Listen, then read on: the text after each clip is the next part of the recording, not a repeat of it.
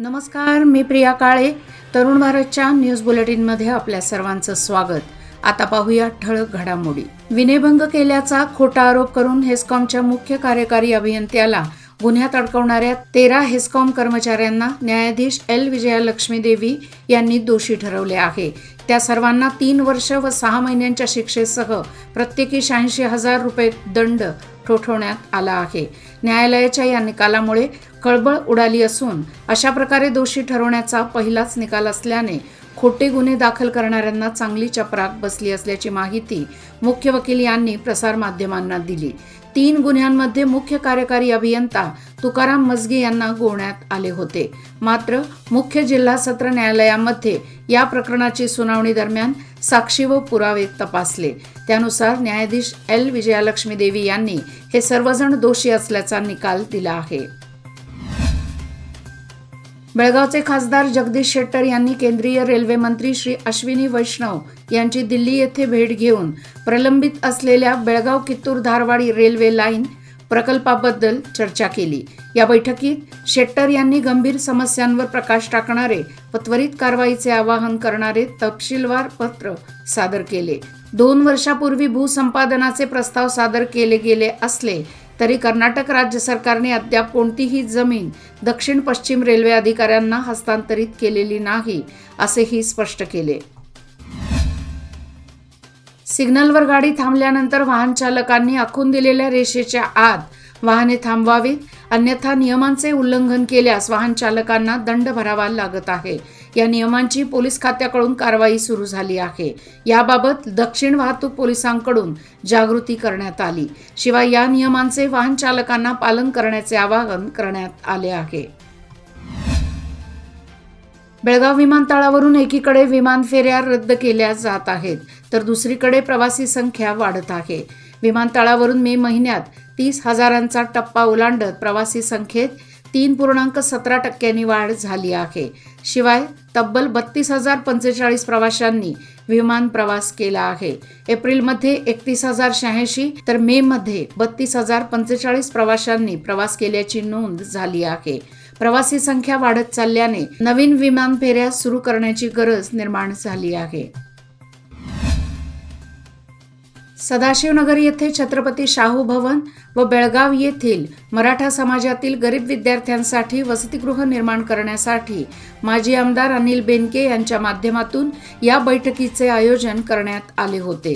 कर्नाटकात 20 ते 25 लाख मराठा समाजाचे लोक आहेत. समाजाची बेळगावमध्ये हक्काची जागा हवी यासाठी बेळगावमध्ये जागा मंजूर करण्यात आली आहे. या जागेवर इमारत बांधून मराठा समाजातील गोरगरिबांना, समाजातील विद्यार्थ्यांना शिक्षणाची व वसतिगृहाची सोय व्हावी असा उद्देश असल्याचे माजी आमदार अनिल बेनके व ॲडव्होकेट अमर येळ्ळूरकर यांनी सांगितले. या बैठकीला कर्नाटक क्षत्रिय मराठा समाजाचे विविध पदाधिकारी, नेते मंडळी, कार्यकर्ते आणि मराठा बांधव मोठ्या संख्येने उपस्थित होते. अलीकडे कर्नाटक राज्यात काँग्रेस पक्षाचे अस्तित्व जेव्हा संपत आले होते त्यावेळी शेतकरी त्यांच्या पाठीशी उभे राहिले. हे लक्षात घेऊन तसेच बेळगाव ही कर्नाटकची दुसरी राजधानी आहे हे सिद्ध करण्यासाठी सतीश जारकीहोळी यांना मुख्यमंत्री करावे अशी सर्व शेतकरी संघटनांची मागणी असून ती पूर्ण न झाल्यास तीव्र आंदोलन छेडण्यात येईल अशी माहिती राष्ट्रीय रयत संघाचे नेते प्रकाश नायक यांनी दिली. शहरातील कन्नड साहित्य भवन येथे गुरुवारी सकाळी आयोजित पत्रकार परिषदेत ते बोलत होते. समाजसेवक कैलासवासी सतीश पाटील सामाजिक संस्था Belgaum, Hindalco industries private cooperative limited Belgaum आणि देवस्की पंच कमिटी व ग्रामस्थ यांच्या संयुक्त विद्यमाने कैलासवासी सतीश पाटील यांच्या स्मरणार्थ आरोग्य रक्तदान शिबिर गौंडवाड येथील श्री विठ्ठल रुक्मिणी मंदिर देवस्थान येथे पार पडले. या निमित्ताने आयोजित करण्यात आलेल्या रक्तदान शिबिरात 40हून अधिक रक्तदात्यांनी सहभाग दर्शवला. तसेच 250हून विविध जातीच्या रोपांची लागवड करून निसर्ग संवर्धनाचा संदेश देण्यात आला. यावेळी केपीसीसी सदस्य मल्लगौडा पाटील, ग्रामपंचायतचे सदस्य यल्लोजी पाटील, बाबू दोड्डमनी, वैद्यकीय आरोग्य अधिकारी डॉक्टर प्रशांत गायकवाड यासह ग्रामस्थ उपस्थित होते. विद्युतभारित तार तुटून घरावर पडल्याने दोघांचा मृत्यू तर 4 जण गंभीर जखमी झाल्याची दुर्घटना बागलकोट जिल्ह्यातील तेरदाळ येथील दासरमडी वसाहतीमध्ये मंगळवारी घडली. संतोष रामप्पा सुनगार वय वर्षे 23 व शोभा हुलन्नावर वय वर्षे 42 राहणार बेन्नाळी जिल्हा बेळगाव अशी मृतांची नावे आहेत.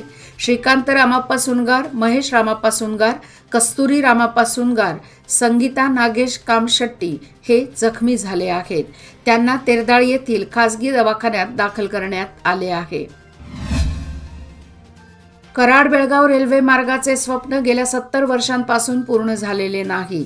या मार्गावर रेल्वे धावल्यास कागल, निप्पाणी, संकेश्वरसह पुढील मार्गातील शहरांचा विकास झपाट्याने होण्यास मदत होणार आहे. शेतकऱ्यांना आपला उत्पादित माल विक्रेत्यांना विकणे शक्य होणार आहे. याशिवाय परिसरातील औद्योगिक वसाहतीचा विकास, बेरोजगारांना काम अशा अनेक संधी केवळ रेल्वे मार्गाच्या निर्मितीमुळे मिळणार आहेत. या संदर्भातील पाठपुरावा गेल्या अनेक वर्षांपासून केला जात आहे. मात्र या मागणीकडे केंद्र सरकारने दुर्लक्ष केले आहे. या दुर्लक्षामागे नेमके कोणते कारण आहे असा सवाल निप्पाणी संकेश्वर भागातील जनतेच्या तर्फे विचारला जात आहे. ट्रक व दुचाकी यांच्यामध्ये झालेल्या अपघातात 2 जण जखमी झाले आहेत. हा अपघात पुणे बेंगळूर राष्ट्रीय महामार्ग क्रमांक 4 वरील कोगनोळीजवळ मत्तिवडे फाट्यावर बुधवारी सायंकाळी झाला.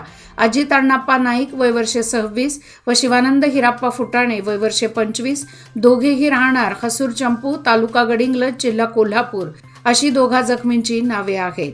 घटनास्थळी निपाणीचे फौजदार शिवराज नायकवडी यांच्यासह हवालदार प्रभू सिद्धार्थ गिमट यांनी भेट देऊन पाहणी केली. राज्यातील काँग्रेस सरकार शेतकऱ्यांना पाणी देण्यातही सूडाचे राजकारण करीत असल्याचा आरोप तेरदाळचे आमदार सिद्धू सवदी यांनी केला. जॅकवेलने कालव्यातून पाणी सोडण्याच्या मागणीकरिता जमखंडीतील जीएलबीसी कार्यालयासमोर शेतकऱ्यांनी धरणे, सत्याग्रह व निदर्शने सुरू केल्याप्रसंगी ते बोलत होते. गेल्या वर्षी जमखंडी तालुक्यातील हुन्नूर कुल्लोळी लिफ्ट इरिगेशनची योजना पूर्ण होऊनही पाणी कालव्यातून सोडण्यात येत नसल्याबद्दल आमदार सिद्धू सवदी यांनी तीव्र संताप व्यक्त केला. अधिकारी सत्तारूढ काँग्रेस सरकारचे बाहुल्याप्रमाणे कार्य करीत असल्याचा आरोप त्यांनी केला. चन्नेवाडी तालुका खानापूर येथील शाळा गेली अनेक वर्षांपासून बंद होती. अखेर गावकरी व पालकांनी केलेल्या प्रयत्नांनी तसेच पाठपुराव्याने यावर्षी म्हणजेच 2024-25 या शैक्षणिक वर्षापासून सुरुवात करण्यात आली. शाळेची नवीन शाळा सुधारणा कमिटी नेमण्यात आली. यामध्ये अध्यक्षपदी शंकर पाटील तर उपाध्यक्षपदी रेणुका दत्ताराम पाटील यांची एकमताने निवड करण्यात आली. यासह इतर सदस्यांची निवड करण्यात आली. यावेळी खानापूर युवा समितीचे अध्यक्ष धनंजय पाटील, सुधीर पाटील, ईश्वर पाटील आदी उपस्थित होते.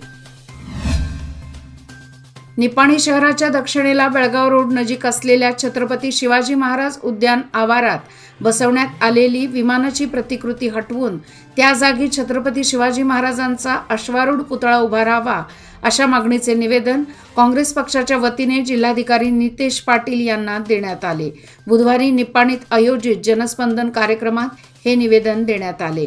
यावेळी बुडा अध्यक्ष लक्ष्मण चिंगळे, जिल्हा काँग्रेस उपाध्यक्ष रोहन साळवे, ब्लॉक काँग्रेस अध्यक्ष राजेश कदम यांच्यासह काँग्रेसचे पदाधिकारी, कार्यकर्ते उपस्थित होते. निपाणी शहर व परिसरातील ग्रामीण भागात यंदा अवकाळी पाठोपाठ वळीव व मान्सूनपूर्व पावसाने समाधानकारक हजेरी लावली आहे. सध्या खरीप पेरणीची उगवण चांगली होत असून सर्वच पिके जोमाने वाढत आहेत. असे असले तरी मान्सून अजूनही परिसरात सक्रिय झालेला नाही. यामुळे शेती पिकांसमोर पावसाची समस्या निर्माण झाली आहे.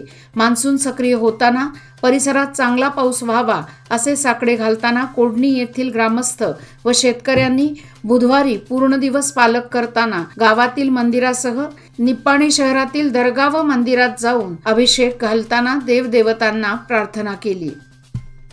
याचबरोबर आजचे बातमीपत्र इथेच संपले. अधिक माहिती आणि ताज्या घडामोडी करता पाहत रहा तरुण भारत न्यूज चॅनल. तसेच आमच्या चॅनलला लाईक, शेअर आणि सबस्क्राईब करायला विसरू नका. आणि विश्वासार्ह बातम्यासाठी दररोज वाचा दैनिक तरुण भारत. धन्यवाद.